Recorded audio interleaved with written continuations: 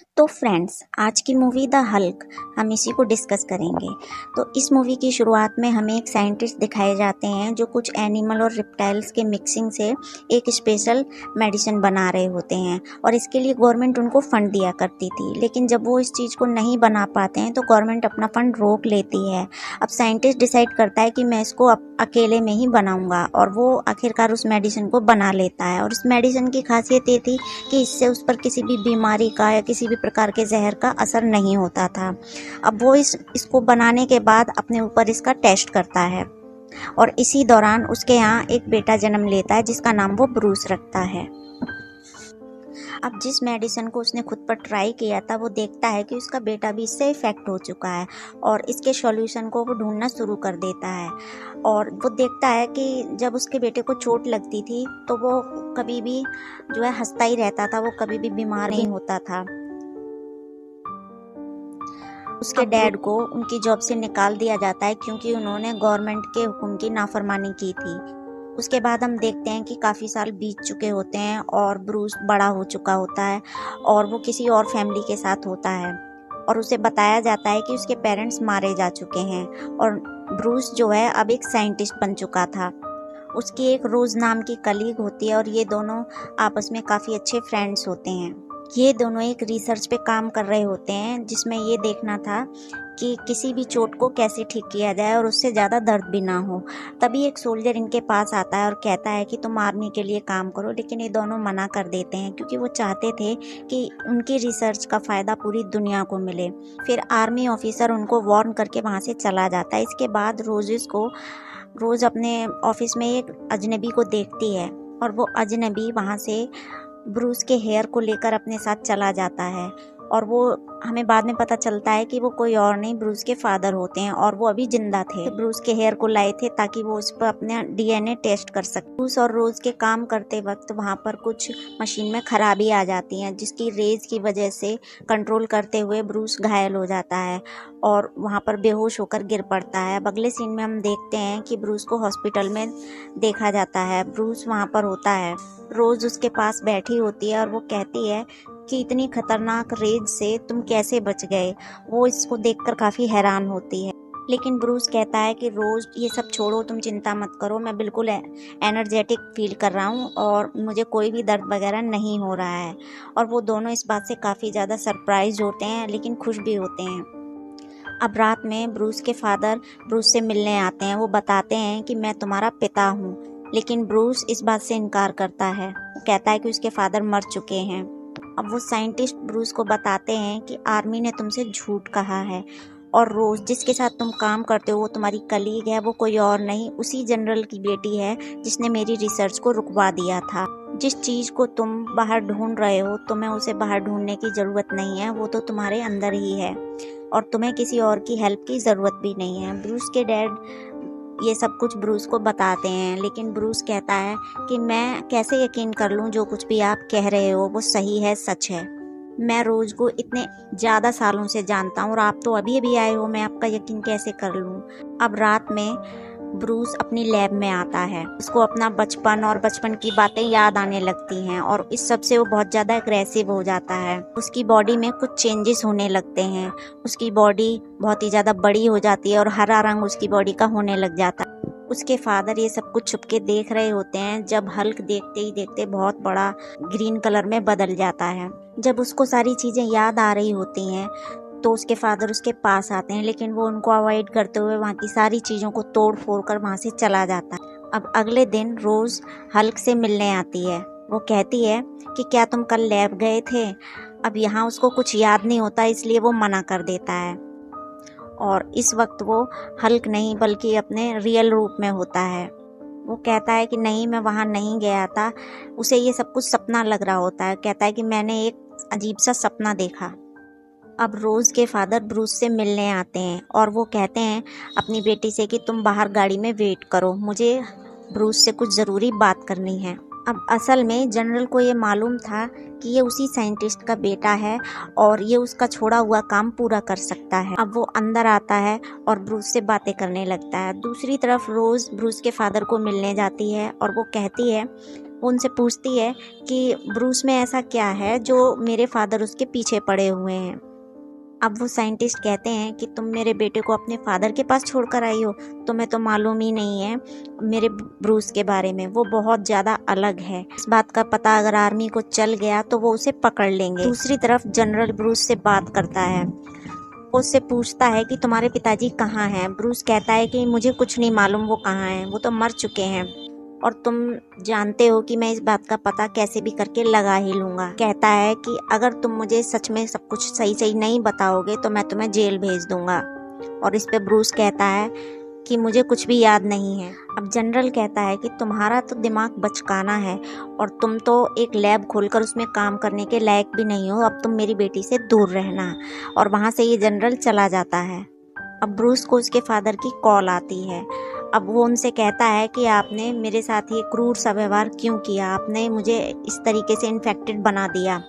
लेकिन इस पे उसके फादर कहते हैं कि ये बीमारी नहीं बल्कि एक बहुत बड़ी पावर है, तुम इस पावर को यूज़ करो। लेकिन ब्रूस यहाँ पर मना कर देता है और फिर उसके फादर कहते हैं कि मैंने तुम्हारे डीएनए से कुछ क्रिएचर्स बना लिए हैं और वो मैंने रोज़ की तरफ भेज दिए हैं, रोज़ अब तुम्हारे साथ नहीं होगी।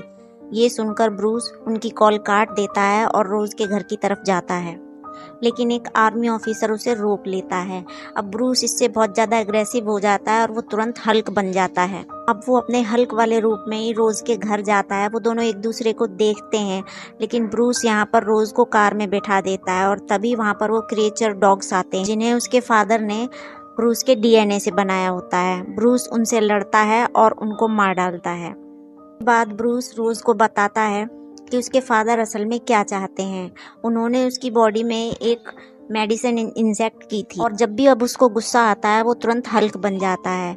अब रोज़ उसको काफ़ी हिम्मत देती है और कहती है कि कुछ भी हो मैं तुम्हारे साथ हूँ। अब अगले दिन रोज़ को उसके फादर की कॉल आती है क्योंकि वो ब्रूस की मदद करना चाहती थी और वो नहीं जानती थी कि उसके फादर ही ब्रूस के एनिमी हैं। अब यहाँ उसके फादर को पता चल जाता है कि ब्रूस उसकी बेटी के साथ है तो वो अपनी आर्मी को भेजते हैं। अब आर्मी वाले ब्रूस को बेहोश करके अपने साथ ले जाते हैं। अब वो उसे रोज़ के फादर के सामने पेश करते हैं। कहती है कि मैं तुम्हें जल्द ही ठीक कर दूंगी, लेकिन उसे अपने फादर की क्रुएल्टी का पता ही नहीं होता है।